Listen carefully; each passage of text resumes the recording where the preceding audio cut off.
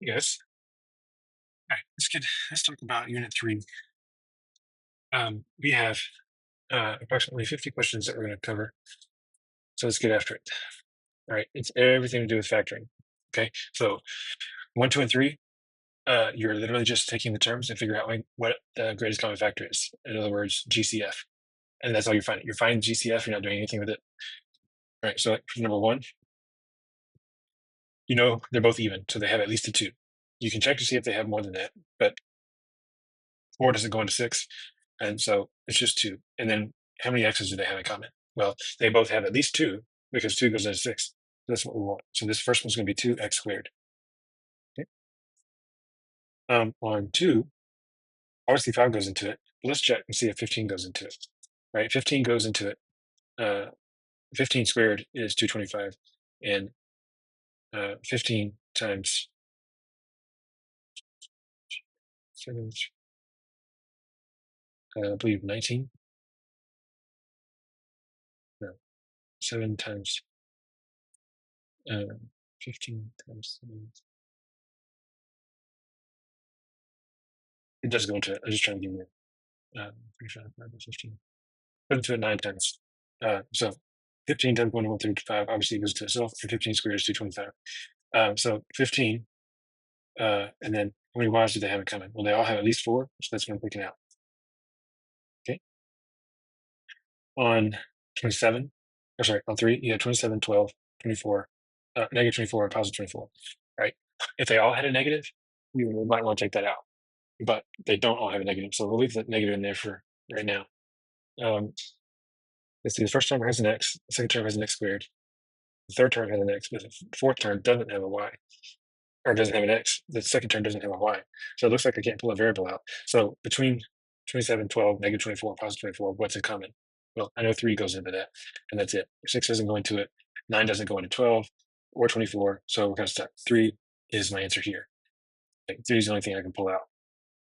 All right, now starting with number 4, we're not just going to take the GCF out, but we're going to rewrite the entire problem using the GCF.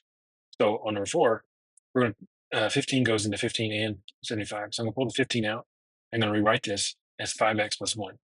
And the whole idea here is that if you rewrite it, you can multiply to get back the original.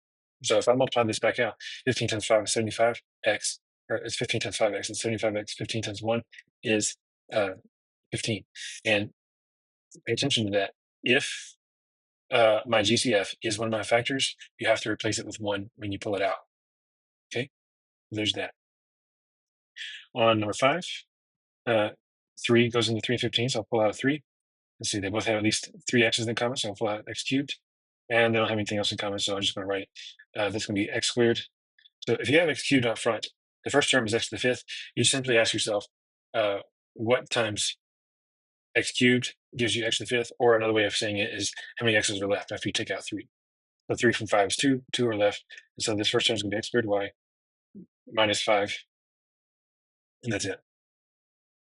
Okay, easy peasy. On 6, 2 and 9 don't go into each other, so I can't pull this out. Can't pull a number out. But you look and see that they have x squared in common. I'll take that, and that's going to be 9 plus 2 x squared. Okay. On 7, you have 21, 6, and 15. I can take a 3 out of that. So let's say 3. They all have at least 1 y, so we'll take out the y. All right, and then that's going to be 7 y squared minus 2 y plus 5. Again, you should be able, a great way to check it is to multiply it back out. Do you get your original? If you do, all is well. If you don't, you need to go back to the drawing board. Right, number 8. All right, 12, 18, and 60. Always look at your numbers first and then take it one letter at a time. So 12, 18, and 60, I can pull a 6 out of that. I got x to the 9th, x to the 6th, x squared, so I'll pull it out of x squared. Y to the 9th, y to the 4th, y squared. I'll take out a y squared. All right, so 6 times 2 is 12. I have 2 x's on the outside. I need 7 more on the inside. I have 2 y's on the outside. I need 7 on the inside. So it looks like that. 18, 6 goes into 18 3 times. That's plus 3. I have 2 x's on the outside, so that's x to the 4th. Y squared, that's going to be y squared. Plus 10 X squared y squared is already out there, so it's just going to be plus 10. There it is. Okay. Number 9, 24, 64, and 80. All right, that one is not clear. Right? We just did a few problems with 24, and so you might think 3. All right, but think about the other part, the counterpart to that. Sorry. Um, 8 goes into 24, 64, and 80. So I'll pull that out. They all have at least x cubed, and they all have at least y to the fifth. Okay, so 8 times 24, 8 times 3 is 24. And then I need 6 more x's. I need 4 more y's. So there's that. 8 times 8 is 64. You got x cubed, y to the fifth. So this is going to be y squared that's left. Minus 80. 8 times 10 is 80. And then you need x squared. And you already have y to the fifth. So there's that. Okay, right? The idea here is that we want that first term in parentheses to be a positive number. So you'll see here in number 10 that I got a -7, I have a -35, and a positive 21. Well, I really want that -7. When I take out the 7, because 7 goes into all of those, I want to make it a -7 so that that first term inside the parentheses is positive. And that really, once we move beyond just taking the greatest common factor out and we actually start factoring the inside as well, that comes in handy. And so that is why we want to, when we can take out a negative, uh, we always want that first term to be positive. So if it requires taking out a negative, we take out a negative. Okay, and so they all have also at least an x squared. So I'll take out an x squared. Okay, and so that's going to be a positive x squared, positive 5x, and then um, minus 3. Okay, and so later on, we'll factor this inside. We're not factoring now, but later on, we'll take a look at that inside and factor it, and it would be helpful if it was positive. That first term was positive. So, all right, let's take another look at this one, 11. Let's take the GCF out here. All right, we are going to take out a negative. Obviously, we're not going to take out a negative 14 because that doesn't go into 6 or 10. Right? At the very least, I can take out a 2 because they're all even. And looks like that's all I can do. So 2x squared. Right? -2 times what is -14? 7. I have 2 x's on the outside. I need 2 on the inside. Right? When I take out the negative, I got to change that to a negative here. It's going to be -3x. And then this negative is going to become positive because I took out the negative of the whole thing. And that's going to be 5. And I already have the x squared. So there's that. All right. Moving on. We're almost through with just taking GCF. So bear with me and we'll get into the good stuff. So we got -21, +9, -12. I can take out a -3. They all have at least x squared. They all have at least one y. So that's going to be +7x y minus 3. Need one x here.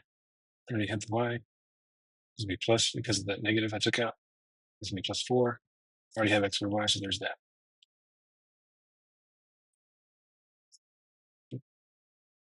Now, 13, you're still taking out GCF, but it just so happens that this time the GCF is itself a binomial. So I have the x plus 6 here and here in both terms. So I'm going to pull that out. I'm going to say x plus 6 out front.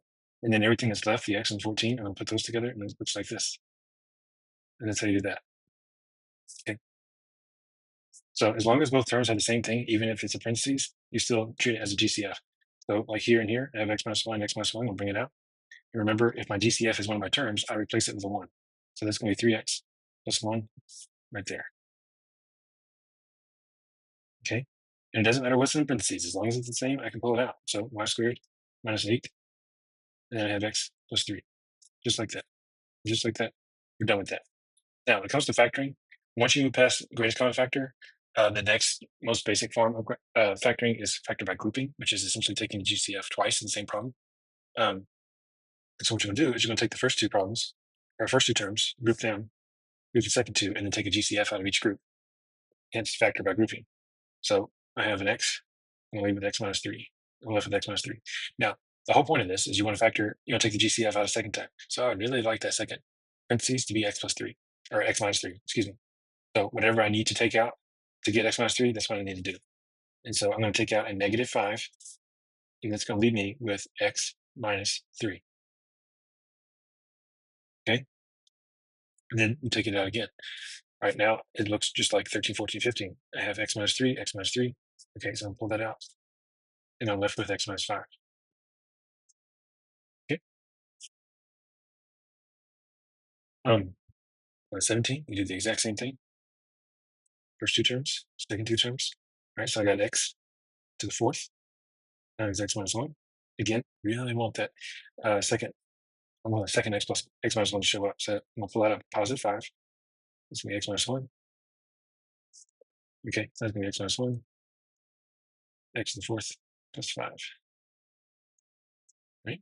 So just like that. Let's take it one step at a time. Right? So 18, let's do it again. Anytime you have 4 terms, you can almost guarantee that you're going to do a factor by grouping. So I would at least try it. Okay. So here, they're both even. They're really close. So I'm just going to take out 2, and it looks like I can take out 2x cubed, which is going to leave me with 4x cubed plus 3. Okay. So I want to take something out that makes this 20x cubed plus 15 the same thing as this 4x cubed plus 3. But I need the 4x cubed to stick around. So all I'm going to do is pull out a number. I'm going to pull that out to be a 5. And so that's going to be 4x cubed plus 3. And look there. I got it. So there's that. And just like that, this problem's done. All right, let's do one more of those. 19, we'll group the first two, group the second two. So out of the first one, 4 goes in both of these. So I'll take out a 4. We can take out an x squared. That's going to leave me with 2x minus 3y. All right. And then in the second two, I can take out a 3, plus 3, and I can take out a y squared. And that's going to leave me with 2x minus 3y, which is what I wanted. So 2x minus 3y, 4x squared plus 3y squared. Okay. All right, now we're getting into the traditional factoring method of factoring a trinomial. And so remember, it's kind of like a puzzle. So just treat it like such. So this is going to break down to 2 parentheses. X squared is going to break down to x and x. Right. The signs in the 2 binomials here are dictated by this sign right here. Okay. If the second sign is positive, then both signs are the same, and then both are the same as the first. Right. Now, if the second sign is negative, they're going to have one of each. The order at this point doesn't matter, but when the signs are different, it doesn't matter which number goes where. So this becomes, right, what times what is 48? If you don't know that, make a list. So that's 1 and 48, 2 and 24, 3 and 16, 4 and 12. And you can list them all, or you can not, and then 6 and 8. But you can see right here, there's going to be 4 and 12, which to multiply to 48 and subtract to give you 8.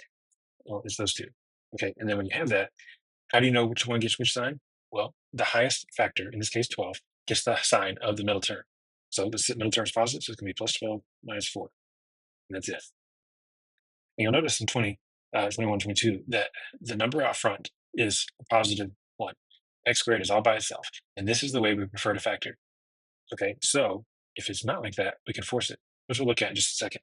All right, but on number 21, we have, if we follow the puzzle, this is going to be x and x. Our second sign is positive, so both sides are the same as the first, which is also positive, so that's going to be plus plus.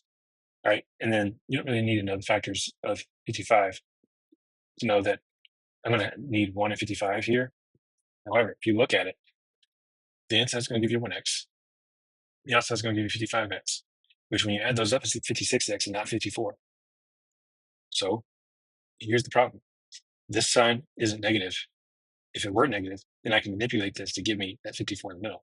So as it's written, this will not factor. So this is what we call prime. If it can't factor, and essentially it can't reduce, and this is where we are. That's what we're left with. Okay, 22. This one has has x and y, but that shouldn't slow you down. It's the same puzzle, it's just extra pieces. x and x, y and y. My second sign is negative, so I got plus and minus. Now, you may not know off the top of your head the factors of 130, but you can list them out. You got 1, 130, 2, and 65, uh, 5, and 26. And then you have 10 and 13.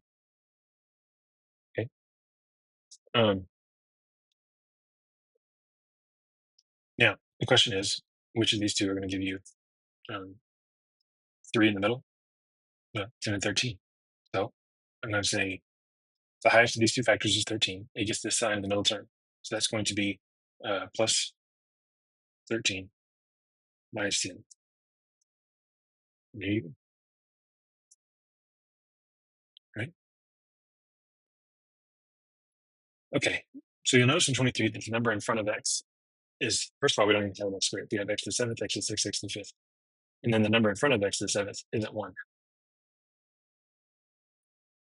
Well, you have two choices at this point. The first choice is look for a GCF. Let's start there. They're all even, so I can take a 2 out, so that's helpful. They all have at least x to the 5th, so I can pull that out. That's going to leave me with x squared plus 11x plus, it's going to be 28. Okay, and then a factor from here. So once you pull a GCF out and you're working with the inside, the GCF just kind of hangs out until you're ready to wrap this thing up. Okay, so fifth, let's see, x and x plus plus. What times what is 28? It adds to 11, 4 and 7. So now this one, 24, looks intimidating, but remember, every term has the y minus 8. So let me take that out. Maybe it'll be less intimidating at that point. So this is going to be x squared minus 11x plus 28. Well, that's practically what we just did. So don't let the initial problem scare you into thinking it's a hard problem. And hard doesn't mean hard. It just means challenging. Every problem that I'm going to give you is going to work out. It's going to have an answer. Sometimes that answer is prime, but so this is going to be x and x. In this case, it's going to be a minus and minus, but it's still 4 and 7. There's that. All right, remember, on 25, I mentioned earlier that you really want that first term to be a positive one. Otherwise, factor becomes a real bear. All right, well, let's take out a negative. And what that's going to do is it's going to make everything have a different sign. So it's going to be a minus 5x and minus 36. Right? And again, that negative is just going to hang out. And I'm going to factor the rest of this. It's going to be x and x. Because now that second sign is negative, I'm going to have one of each sign. And then what times what is 36, and adds to or subtracts to 5. Well, that would be 9 and 4. And because 9 is the bigger of the two factors, it gets the sign in the middle term. So it's going to be plus 4 minus 9. We're halfway through. We're halfway through it, guys. All right. Now on 26, you can, the number in front of x squared is not 1. So like I said, you have two choices. We've been looking at it and able to take out a GCF. However, at this point, 2 doesn't go into 5, so I'm stuck. So what do you do here? You take the 2 and multiply it to the back end, and it does you a favor. It makes that first term a positive 1. So it'll be minus 24. Now I'm going to factor it from here.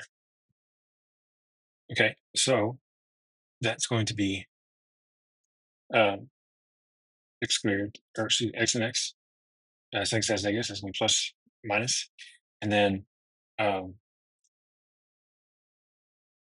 it's going to be 8 and 3, and it's going to be minus 8 plus 3. Now, the catch is, because you multiplied by 2 to begin with, you have to undo this. Okay, now, this first one is not going to, it's already simple terms, so this is going to be x plus 3 halves. The second one is going to reduce and get rid of that denominator, so it's going to be x minus 4. Okay, now,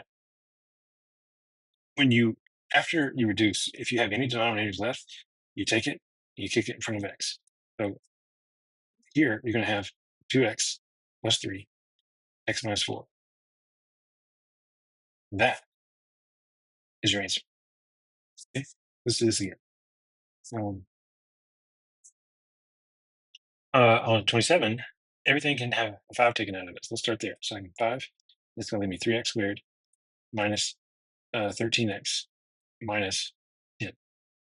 Well, I still don't have, I took out a GCF, but I still have a number in front of x squared that's not 1. So I'm going to take this 3, I'm going to kick it to the back. And then, so now the 5 is just going to hang out. And this is going to be x squared minus 13x minus 3. Okay, now let's factor that. X times negative, so I'm going to plus, minus.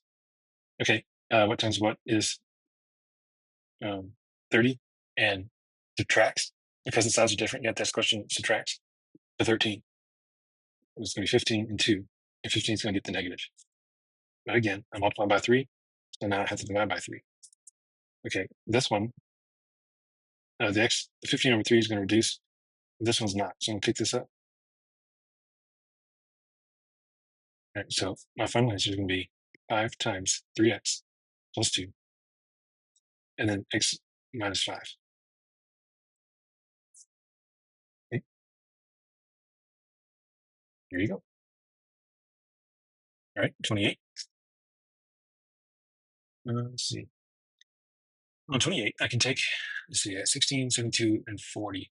So I know I can take out at least a 4. But it turns out I can take out an 8. So if I do that, I get 2y squared plus 9y minus 5. So once again, take the 2, take it to the back. And that's going to give me 8y squared plus 9y minus 10. Okay, so let's factor 8y plus minus. All right, and that's going to be obviously plus 10 minus 1. Multiply by 2, so I got to undo it. So it's 2 here, 2 here. The first one will reduce and get rid of the denominator. The other one will not. So I kick that denominator in front of the y. This is going to be 8y plus 5, 2y minus 1. Just like that. Right? On 29, you can't take 11. You can't divide 11 out of 122. 11 times 11 is 121. So even though it gives you a big number, this is not going to be difficult. So again, don't let the initial looks of a problem intimidate you into thinking it's a hard problem. Just do what you've been doing. This is going to give me x squared plus 122x plus 121. Well, since my second side is the same, then I know that both sides are the same as the first. It's going to be x plus, and then that's simply going to be 1 and 121. Okay. And then, of course, I have to divide by 11 because that's what I multiplied by. The second denominator will go away. The first one will not. So I'm going to take this and multiply that. So my final answer is going to be 11x plus 1, and then x plus 11. The more you do this, the more it starts to make sense, and the pieces just start to flow out of you. So it's not going to hurt you to do more problems. Just make sure you give yourself enough time to do that. Okay, so here I have 8, 18, and 9. I could take out a 2 from the 8 and 18, but I can't do that with the 9. So I'm just going to go ahead and give this to the back. It's going to be x squared plus 18x plus 72. Factor. Both sides are positive, so it's going to be x plus. X plus. What times what is 72? And adds 18. Well, if you don't know the factors of 72, that's them out. So this is going to be 6 and 12. And again, I've got to divide by 8. Now, if you notice, each of these will reduce, but it's not going to get rid of my denominator. So this is going to be x plus 3 over 4. And this is going to be x plus 4 goes into both of these, and it's going to be 3 over 2. I'm going to take each of these denominators and kick them off. So I was able to reduce, but not to the point where my denominator went away. So I'm going to have, let's see, x 4x plus 3, 2x plus 3. Okay. And again, the whole reason we do this, throw the numbers back, it's called the AC method. And it's because of this stuff right here. 8 could have been 1 and 8. It could have been 2 and 4. And the order in which could have been different. So it keeps us from having to do all that trial and error stuff. It just gets rid of all the trial and error altogether, and it forces it to be a simple factoring problem where the number in front of x squared is a positive 1. And that makes our life a lot easier. Okay? All right. So let's keep going, right? I'm going to have to take this 15, kick it to the back. So it's going to be x squared. Let's do it. Minus 15, x, x, plus minus. Okay, it's going to be 5 and 3. 5 and 3 multiplied by 15, and subtract to give you 2. So it's going to be plus 5, minus 3. And divided by, or multiplied by 15, so I got to divide. Okay. Again, each of these will reduce, but not fully, to the point where I have no denominator left. So this is going to be x plus 1/3. And this is going to be x minus 1/5. Okay, so I'll kick each of these up. Right, so that's going to be 3x plus 1 and 5x minus 1. Ta-da! There's your answer.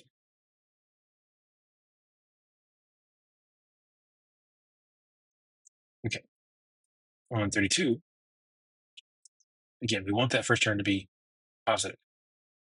So I'm going to go ahead and take out a GCF of -6. That's going to leave me with 6x squared plus 5x minus 6. And so now I'm going to take the inside, kick that first 6 to the back. And it's going to leave me with the -6 on the outside, x squared plus 5x minus 36. Now, let's back to the inside. All right, it's going to be plus minus. What times what is 36 and subtracts to 5? 9 and 4. So this is going to be plus 9 minus 4 because the 5 in the middle is positive. All right, because I'm multiplied by the 6, I have to divide by the 6. Okay, so it's going to be -6 x plus 3 over 2. And then x minus 2 and 3. Okay. And once again, I reduced, but not enough. So I'll kick these the remaining denominators up. Right, so it's going to be -6, x plus 3, 3x minus 2. There you go. 133. Each of these has at least a y squared. The numbers don't have anything I can take out. I'll take that y squared out, and it's going to clean things up for me rather nicely. So that's going to be 16x plus 4. Okay. I think that's that. Yeah, we're going to take the 15, take it to the back. Because we have y squared, x squared plus 16x plus 60. Okay, x plus this. That's going to be 6 and 10. Okay, and then again, we multiply by 15, so now we have to divide by 15. Okay, so it's going to be y squared x plus, it's going to be 2 over 5. There's 3 goes in both of those. And then x plus 5 goes in both of those. So it's going to be 2.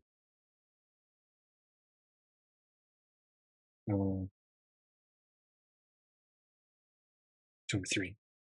Just type for a second. All right. So again, I reduced, but not enough. So I'll kick these numbers up. All right, so this is going to be y squared out front. 5x plus 2. 3x plus 2.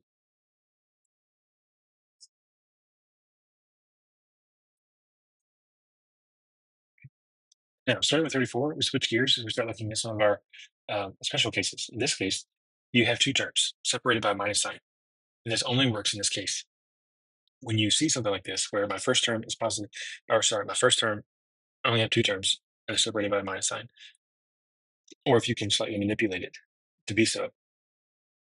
Check the first term and the last term for perfect squares. Well, 34. 4 is a perfect square because it's 2 times 2. X squared is a perfect square because it's x times x. And 81 is a perfect square because it's 9 times 9. So this is what we call a difference of two squares. And it only works if you're subtracting. That's important.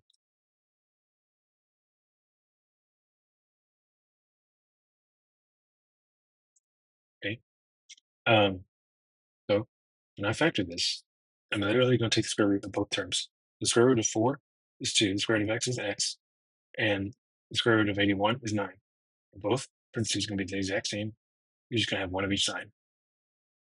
And that's literally all there is to it. When you get into these special cases, they typically follow a certain pattern. It makes things really nice, really clean, really simple. All right, but that does not negate the fact that sometimes you still have to take a GCF out. So like a 35, at first glance, I don't have perfect squares, but I can take 6 out because 6 goes into 150. So it's going to be 6. And then if I pull it out, it's going to be x squared minus 25. And now I have a difference 2 squares on the inside. So this is going to be 6 times x plus 5, x minus 5. Okay. Um, so yeah, we have difference of 2 squares, 136. They have at least a b in common. Also, looks like I can take out a 3. So let's take out 3b. Right, that's going to leave me at 25 a to the fourth minus 4b squared. Right, so the 3b just comes out. The square root of the first term is 5. The square root of a to the fourth is a squared. And essentially, you're looking for an even exponent that you can break in half. That's all you're doing. So it's going to be a squared and a squared, and then plus minus 2b, not 2b. Okay, there you go. Picking up steam. Now, at first glance, this one looks intimidating, but if you notice, it's the same as the last two we did before, or the last three. It's the difference of 2 squares. It just happens to be the first term that's all squared is itself a parentheses. So follow me. If I just treat it as a term, then that's going to be x plus 2, x plus 2 is the first term. And then you're going to have plus, minus, 7, and 7. And then just clean it up. All right, so plus 2 plus 7, that's going to be x plus 9. Plus 2 minus 7, that's going to be x minus 5. And already in this video, but don't let a problem, its initial look, trick you into thinking it's difficult. All right, now on 38, we're switching gears. This one is a special type, and now we still have 3 terms. And notice what happens. Right, I have x and x. My sums are the same. All right, and then what times what is 64 and adds to 16? Well, that's going to be 8 and 8. And this is a situation where I can clean this up by consolidating and write it as one parentheses with a square with an exponent. Okay, so this is yet another special case that we can look at. Okay, let's take out a GCF on 39. So let's see, take out 5. Okay, so it's going to leave me with 16x squared minus 24xy plus, 9y squared. Now, I've already taken out GCF. I can't take out any more because I've already taken out as much as I can. And so if I wanted to factor this straight up, then I would have to take 16, multiply by the 9, and figure that out. 16 times 9 is 144. You could do that, and it would work. But let me ask you something. When you see something like this, ask yourself, is that first term a perfect square? Is that last term a perfect square? If it is, let's play with it. Okay, and in this case it is. 16 is perfect squared, 9 is perfect squared. All right, so let's try. What is the square root of 16? Well, it's going to be 4 and 4. And of course, we're going to have the x's with it. What's the square root of 9? Well, that's 3. And of course, we're going to have the y with it. So it's 3y and 3y. And now both sides are going to be negative. So let's just go with me for a second. This middle term is going to be negative 12xy. This outside term is also going to be negative 12xy. Altogether, that's going to be negative 24xy. That is what my middle term is. So this works. So instead of multiplying everything by the first, doing the AC method inside this first parentheses and doing the 16 times 9 and factoring it that way, we can simply we noticed the first term is a perfect square, the last term is a perfect square. Both sides are going to be the same. So let's give it a shot. See if it follows this pattern.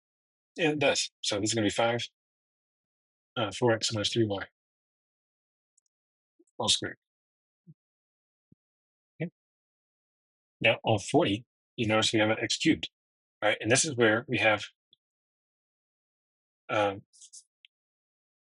on 40, this is a difference of 2 cubes.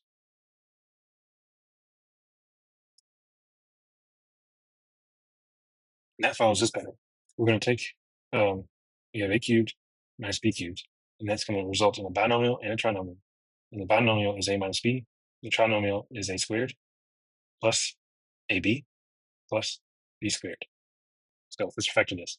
This is going to be x minus 8. And if you want to know how to take the cube root on your calculator, just come ask. I can show you how to do that. But you're going to take the cube root of 512, which is 8. Now, from my binomial, I'm going to build my trinomial. And so x is my first term, 8 is my second term. So I'm going to square my first term. I'm going to take the opposite side, opposite sign. So it's going to be plus. Right? I'm going to multiply my two terms together. So it's going to give me 8x. Right? And then I'm going to square my last term. And whether it's a positive or negative in the front, squaring it is going to keep it positive. So that last term is always positive, and then 8 squared is 64.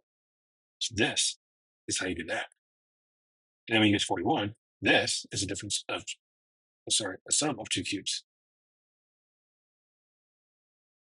It looks eerily similar to the one before it. So you have a cubed plus b cubed equals a binomial and trinomial, right? You have a plus b, and then you have a squared minus ab plus b squared. So the binomial takes the sign of the original problem. And then the first sign in the trinomial is the opposite of the binomial in the original. So it's a lot of moving pieces, but it's actually really simple if you think about it. So here, the cube root of 1,000 is 10, x plus 8. And then again, you build your trinomial off of your binomial. So you square your first term, so it's going to be 100x squared minus, because I'm taking the opposite sign, I'm multiplying these two terms together, so it's 8 times 10x is 80x. And then plus 64. So we're down.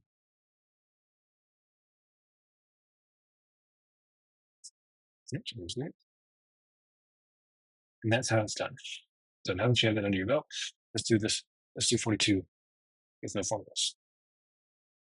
Okay. And if you were in class recently, I mentioned that it's probably beneficial for you to practice and learn the first 12 to 15 perfect squares and the first 10 perfect cubes, because this is where it comes in handy. If you can just recognize, hey, this is a perfect cube. So this is going to be x minus 7. And then we're going to square our first term, take the opposite sign, multiply my terms together. So this will be 7x, and then plus last term squared is 49. And that is how it's done. Okay. All right. 43. I can take a 6 out. You always want to see if you can take a GCF out, because a lot of times it's all you need to do for everything to start working out. And that's going to be 8. Okay, so it's 6. It's going to be x and x plus minus, and that's going to be plus 2 minus 4. Right? I took the GCF out. I didn't have to use the AC method. So I don't have to undo the AC method. I didn't have to multiply it by a number. So I don't have to divide by a number. So there's that. Okay, we're on the last page. So we're going to round this thing out real quick. On 44, this one's tricky in the sense that you might start grouping first. But if you look at your numbers closely, you got 7, 28, 14, 56. If you know your times tables, you should recognize that every one of these is a factor of 7, which means I can pull that out. So 7, and I put it in a bracket because, again, we're doing grouping. You're going to use parentheses in a second. So in these brackets, this is going to be x squared plus 4x minus 2x minus 8. Okay. Now, again, we're grouping. So I'm going to group my first two together and my second two together. Okay, so that's 7. And I'm going to take out, let's see, I'm going to take out x here, and it's going to be x plus 4. I'm going to take out a negative 2 here, and it's going to leave me with x plus 4. Okay. X plus 4 is my factor in these two, so I'm going to pull this out. So 7 is going to hang out, and then I have x plus 4 here. And then I'm going to bring in the x minus 2 together. And there you go. Yeah. I find that a lot of students see a problem like 45, and they just lose their mind because it has an x to the fourth in it and an x squared instead of an x squared and an x to the first. Well, it's the same thing. Any problem that has an exponent greater than 2 has a chance to factor. And that even means if you've factored once and you still have a factor of greater than 1, it means there's a chance you might have to factor again. And so up to this point, The only time we've quote unquote factored again is when we factor by grouping, like we just did, because we take a GCF out twice, and technically a GCF is still factoring. Let's take a look at 45. So let's factor it like normal. Again, you're just looking for an even power that breaks you can break in half. And so instead of x and x, this is going to be x squared and x squared. The second side is negative, so it's going to be plus and minus. And then you're just going to use 9 and 1. So plus 9 minus 1. Well, remember, if you look back on 34, we're looking for a difference of two squares. And I really emphasize the fact that this only works if you're subtracting. So when you come back to 45, you notice that this first part, x squared plus 9, I can't do anything with that because of the plus sign. This x squared minus 1 is a difference of two squares. So I'm going to bring x squared plus 9 down and factor the second one. X plus 1, x minus 1. And that's how it's done. You factor twice. Like, again, you factored once. Both binomials still had a factor or an exponent greater than 1, so they have the chance. If they have the chance, you have to check it out. In this case, one of them worked, one of them didn't. And the one that works, you have to keep going until you can't factor anymore. It's like reducing a fraction. You have to keep reducing until you can't, until you have it in simplest terms. Now, with 46 at the end of this study guide, we start to see problems that have equal signs associated with them. And this changes things only slightly. It just adds an extra step. So on 46, this is already in factored form. But when it has an equal 0, that means I'm going to take each of these factors and set them equal to 0. Because I want to know what x is, make these 0. So it's going to be x minus 8 equals 0, x plus 7 equals 0. Okay. And then you're going to solve. I'm going to add 8 here, and it's going to give me x equals positive 8. I'm going to subtract 7 here, and that's going to be x equals negative 7. And I change the sign anytime you move across the equal sign. We talked about this early on in this class, but we've paused on that for a second. But anytime you're moving across the equal sign, you have to change the sign. What was once positive becomes negative, and once was negative becomes positive.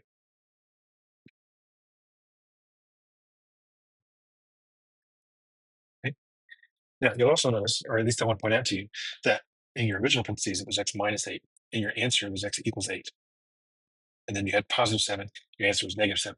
So you do this enough times, you pick up on the fact that all you're doing is changing the sign. You're going to get the opposites out when you set it equal to 0.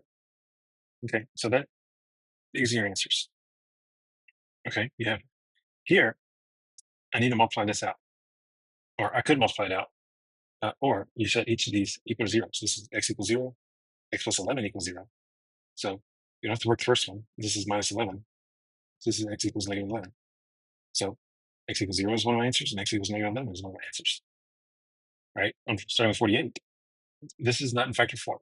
And also on 48, 49, and 50, it doesn't say equal 0. It says equal something else. And when you have the equal 0, they like to play around with the order. But in order to work it, I need to get everything to the same side instead of equal to 0. Sometimes it's the left, sometimes it's the right. Again, you really want to focus on getting that first term, the x squared or the y squared, or whatever that first term is, to be a positive 1. Or just positive. You can deal with it, though, making it a 1 later on. But here, I'm going to say x squared minus x minus 42 because it was positive. I moved it across the equal sign, so I have to change the sign. And that equals 0. And then from here, I factor like I have been. Because make sure I equal 0. This is going to be x plus minus. And then 6 times 7 is 42. So that's going to be plus 6 minus 7. Oops. Stop too early. Because it's equal to 0, I can't stop here. I have to go forward.